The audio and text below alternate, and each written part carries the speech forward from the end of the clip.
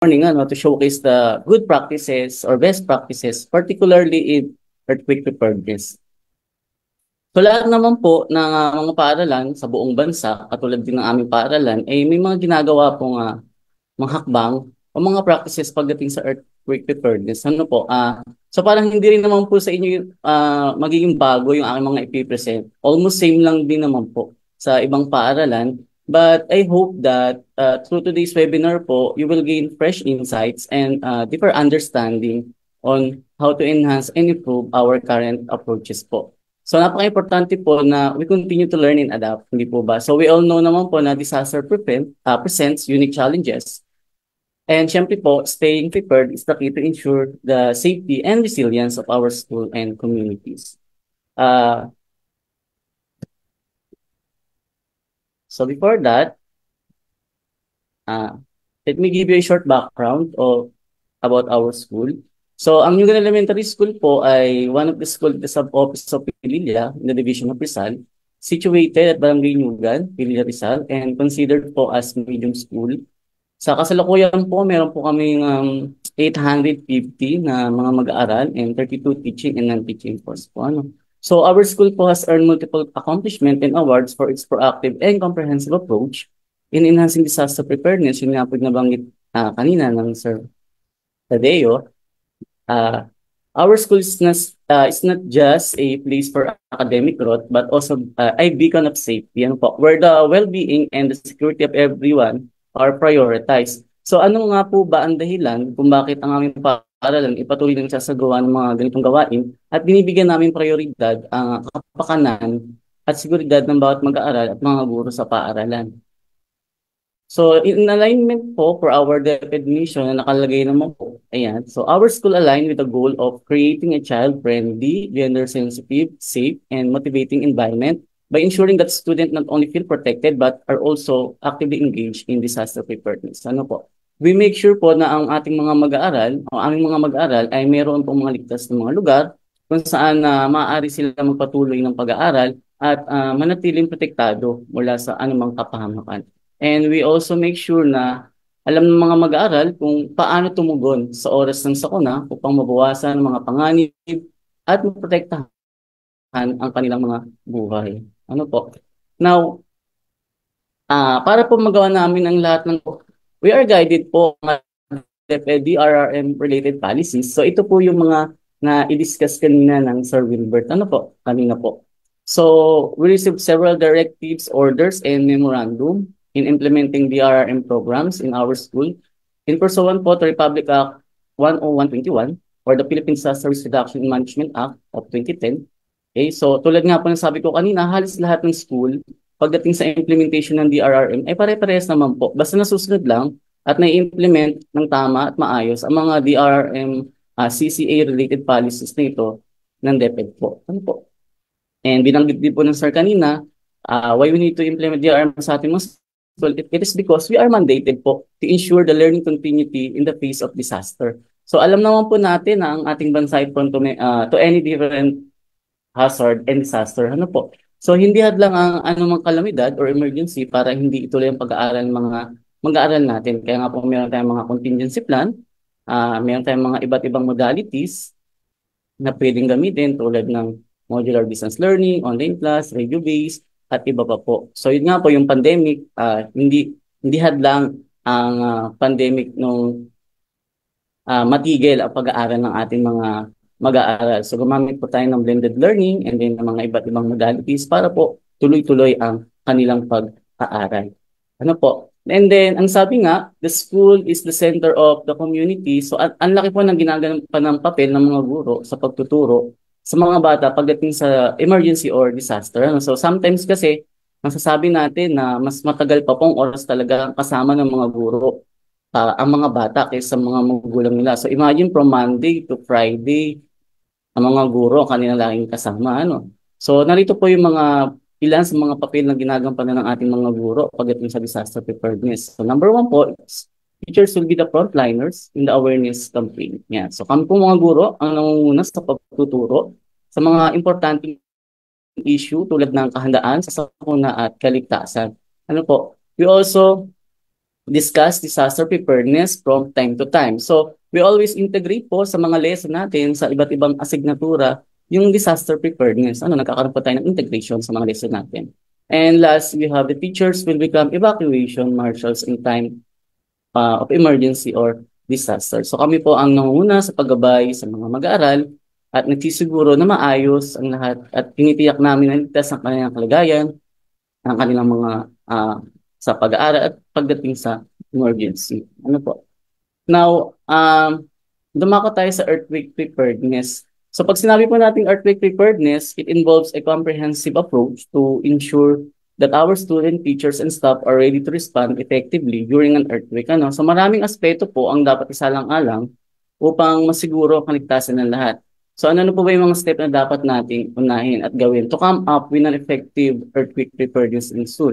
So we considered and followed po the key points na sinabi po ng Sir Wilbert kanina, na i-discuss niya po kanina. So ano-ano po ba yun? So we have number 1, preparedness plan. So ito yung pinaka-importante at unang ginagawa po natin, yung ating comprehensive DRRM plan. So marami po tayong plan. We have contingency plan, school safety plan, communication plan, evacuation plan, puro plan. Marami po tayong plan na ini-enhance natin or ina-update natin talaga annually. In interrupting comprehensive plan, it should operate under the 4 thematic areas po. Ito naman po is stipulated in Republic Act 10121, which is the prevention and mitigation, preparedness, response, and recovery. And when it comes po sa DRRM intervention po natin, kinakategorize po natin ito using the 3 pillars po.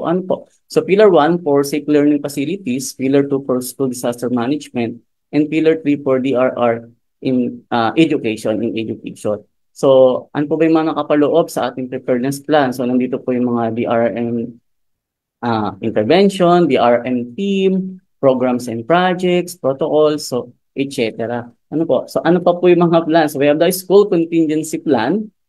Okay? So the school must have a contingency plan na pwede po natin i-activate kung kinakailangan at dapat po ito ay per specific hazard, hindi lang po for earthquake. So sa school po, nag-convene ang school planning team. Meron po kaming 6 na contingency plan for specific hazard.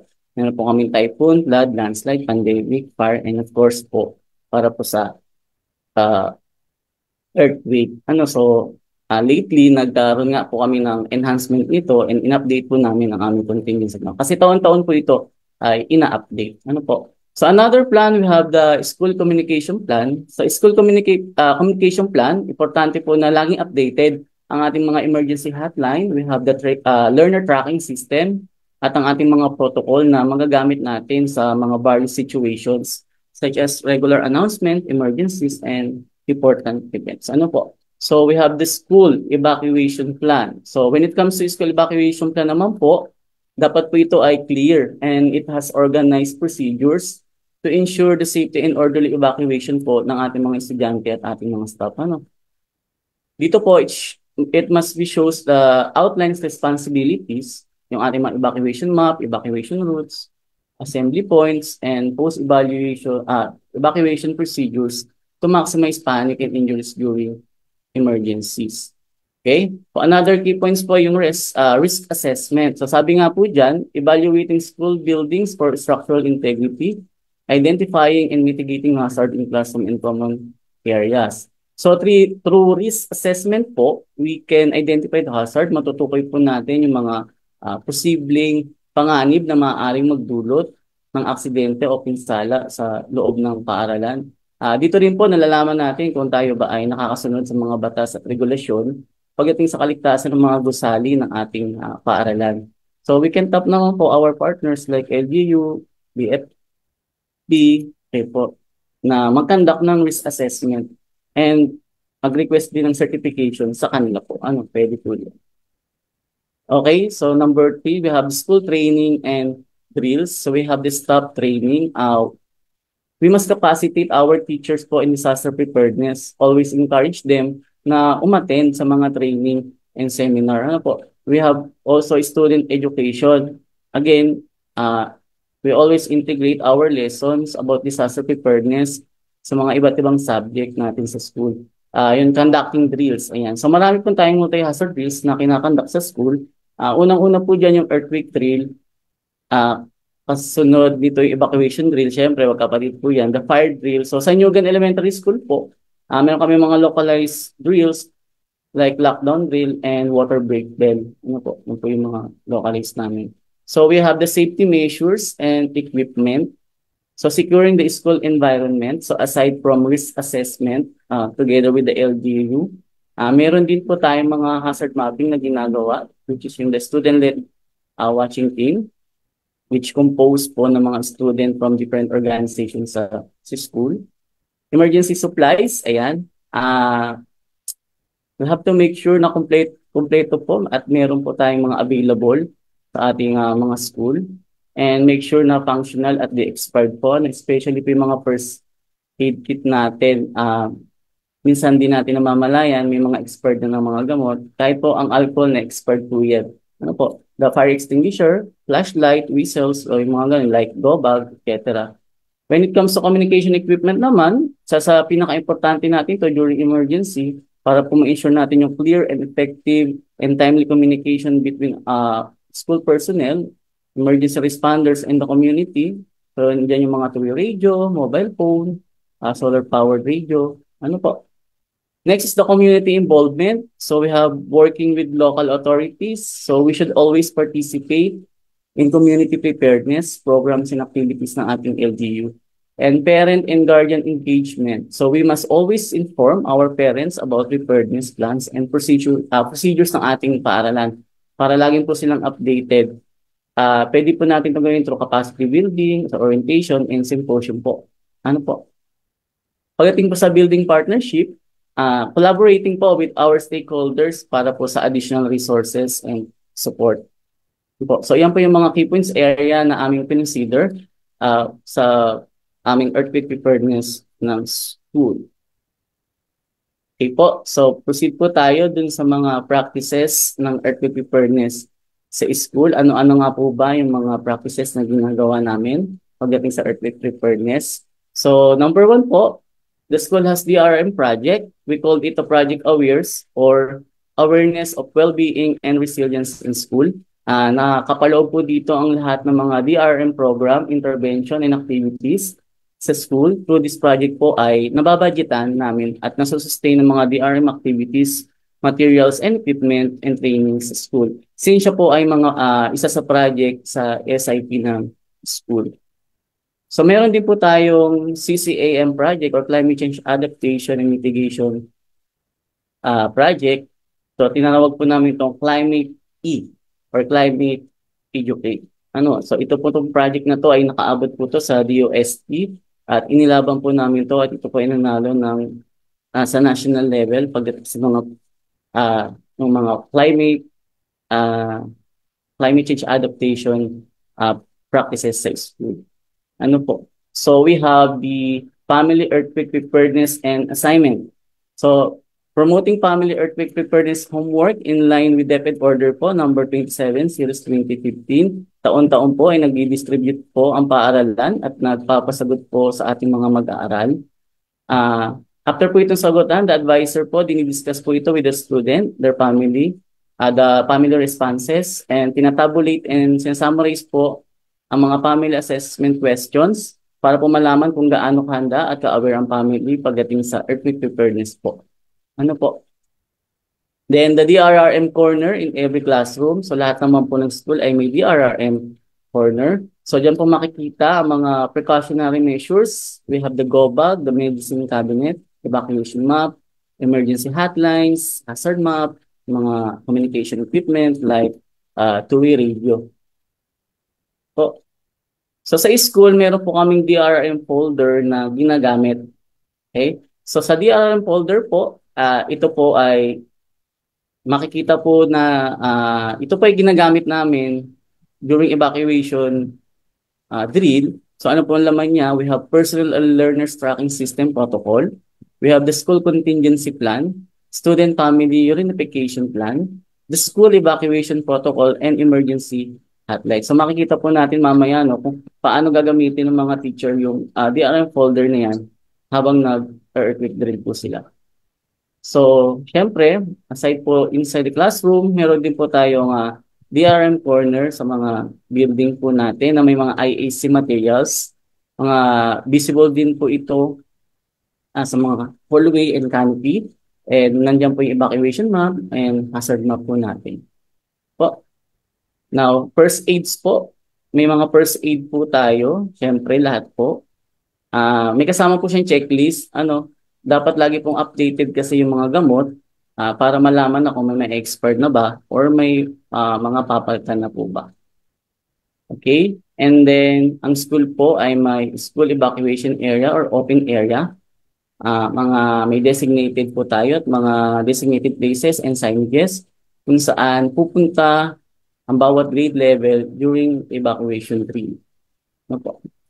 And then, ito po yung binabanggit ng sir kanina, dapat aware po ang ating mga parent regarding sa family reunification plan. So, the school utilize the family reunification plan in case of emergency po. Ito po yung ginagamit ng ating mga guro kapag sinusundo po ng guardian or parent ang kanilang mga anak. So, they are aware sa purpose na aming ginagamit kung paano re-release ang kanilang mga anak. Dinidiscuss po namin palagi sa orientation and symposium. Then, kung makikita niyo po, meron itong request gate and reunion gate. So, base po sa protocol, ay para po makuha ang kanilang anak, i-request po nila ito sa request gate and then kukunin po ito sa reunion gate, which is the X gate ng aming school. So, School DRM Bulletin, dito po ipinopost natin ang mga announcement and related activities ng DRRM. And then, ang school po ay meron pong DRR television at the school canopy. So, meron po kaming TV na wherein piniplay po dito yung mga video presentation discussing disaster risk reduction and management topics. Ito po yung Project DINA. May mga video po na Project DINA, yung Disaster Information and Nationwide Awareness ng Office of Civil Defense and NDRMC. So, nilagay po talaga namin siya sa canopy kasi po strategic place siya kung saan laging andun yung mga bata kapag nag-recess or naghihintay ng sundo. Tumatambay po sila doon. Kahit ang mga parents po, lagi pong andun, kaya man everyday, lagi siyang piniplay. So, maganda po ito kasi nai-increase talaga yung awareness po ng ating mga student and at the same time, yung mga parents din, kahit nakaupo lang sila doon sa may canopy ng school. So, we have also earthquake alarm in every building. So meron po tayong earthquake alarm located po per hallway ng ating mga building. Yan po ay merong battery and effective naman po, isang beses talaga tumutunog yan. Hindi ko naramdaman, lumindol na pala. So lahat po ng ating hallway ay may earthquake alarm. And then, every classroom has already go bag with proper label and its content. May mga go bag po ang ating mga school, ang ating mga room, and then may mga label po ito. And then, chinecheck din po ito lagi kasi nga po, minsan yung mga pagkain and then yung mga gamot na expire din po. Okay, so availability of DRM materials and equipment. So, all functional po and in good condition po ang sa school. So, nakaipon po ang school ng mga DRM materials and equipment. We are thankful po kasi talagang very supportive po ang ating LGU and other stakeholders pagdating po sa mga nire-request namin mga DRM materials. And then, meron po kaming DRM center sa paaralan kung saan nagsisilbing conference room and nagsisilbing tabihan din po ng mga DRRM materials and equipment ng paaralan. So, lahat po ng activities related sa DRRM at mga benchmarking po from different municipalities and schools po sa Rizal. So, dito po namin siya ginaganap po. And then, meron po kaming DRM emergency vehicles. We're so lucky po kasi kami po ay nabigyan ng isang service from the Senate of the Philippines. Binigyan po kami ng Innova and then ang aming munisipyo naman po, binigyan kami ng tribe in emergency purposes po na mga service. Po. And then, syempre po, ang aming school clinic ay functional po. So, meron po dyan may mga dental chair din po dyan na kung saan minsan ang ating mga nurses ay dyan po sila pumupunta, yung ating mga dentist po ng DepEd, yan po sila. Nag-conduct ng ano po, dentist. Okay po, so hazard mapping or the SWT hazard mapping. So nagkakandak po ang school ng hazard mapping led by the SWAT team or the student-led watching team. In line po ito with the DepEd Order number 23, series of 2015. So taon-taon po ito. Ano po? So ano po ang objective nito? So para ma-identify po ng SW team ang mga hazard. So sila po yung gumagawa ng mga hazard map ng school and then inire-report po ito sa school planning team para ma-address mga hazard na kanilang na-identify. And then, aside from hazard mapping po, we also have this school risk assessment together po with our partners. So taon-taon din po ito ng MDRMO, BFP for the fire inspection, and the Municipal Engineering Office po for building inspection. Ano? So after nga po nila mag-inspection, nagbibigay po sila ng certification. And of course, pagdating sa mga training, para sa ating mga teacher, tuloy-tuloy po ang kanilang training. First aid, katuwang po natin ang ating mga partner like Red Cross and MDRMO. Ano po? So meron din po tayong mga training na kinakandak, mga capacity building para sa ating mga learners. So kasama na rin po dito yung climate change awareness and peace building po sa school. So we also conducted psychosocial support activity for our student. So every first week ng opening classes, nagkakanak tayo ng psychosocial support activity. So these activities aim to promote yung mental well-being po and resilience and social connection po, especially in times of crisis po. And of course, our teachers attended the psychosocial support training para naman po equip them with essential skills to provide emotional and psychosocial support for our students. Ayan, so we have school partnership with LGUs and stakeholders. We have the MDRMO, PNP, BFP, and the Barangay DRMO, Save the Children, and Red Cross. The school conducted DRMCCA and peace building awareness for parents and learners. Every first week or every first month po ng opening of school year, nagkakandak na po tayo nito. Ano po? At syempre, hindi po mawawala sa ating earthquake preparedness po, yung ating earthquake drill and evacuation drill. So nagkakandak tayo ng earthquake drill sa school quarterly, yun yung EDSEG po natin. And then, meron din po tayong unannounced earthquake drill na isinasagawa. Ano po? Then aside nga po from doon, meron nga po kami kinakandak na fire drill, lockdown drill, and water break drill. So hindi ko na po siya sinama kasi nga po ay focus tayo sa earthquake preparedness. And in relation po sa earthquake preparedness na yan, so paano nga po ba mag-conduct ng earthquake drill ang aming school? So same with the other school din naman po, we follow the 6 phases of earthquake drill. Pagdating lang po sa aming paaralan ay nagdadagdag lang po kami ng mga some practices sa aming drill. So first, number 1, yung phase 1 po natin is ito yung 1-minute alarm or bell o anumang pwedeng kahit anong sound system na pwedeng gamitin na nagpapahiwatig na nagsisimula na ang lindol or drill. So dito po, natin mga mag-aaral at guro and staff ay alerto at dapat nilang sundin ang mga itinakdang hakbang sa pagkasagawa ng drill. Then phase 2, pagkatapos marinig po ng alarm, lahat po ng ating mga mag-aaral, syempre po kasama mga guro, ay agad magpe-perform ng duck, hover, and hold. So sila po ay yuyuko, magtatago sa ilalim ng matibay na kasangkapan like upuan, mesa, na magsisilbing protection nila. So ito po ay kanilang isinasagawa hanggat hindi natatapos ang pagyanig or ang drill.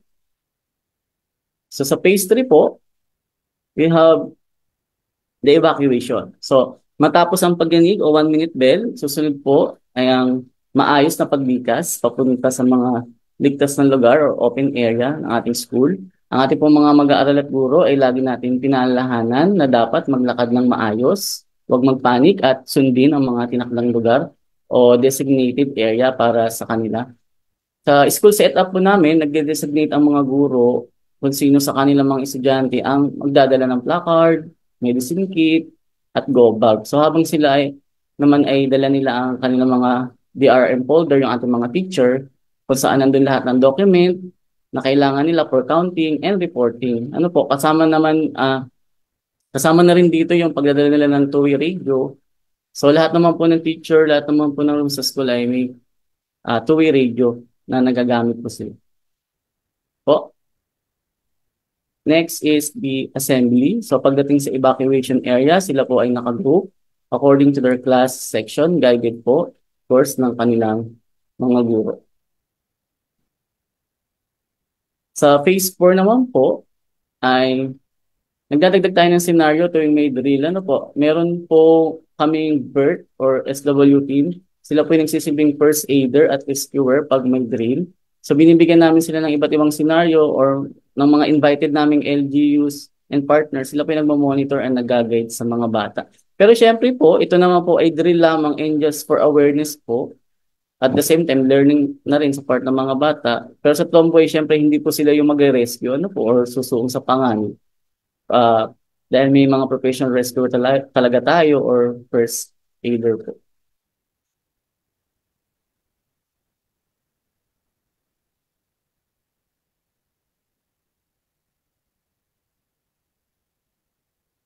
Okay po, so sa phase 4 pa din po, head count. Ayan.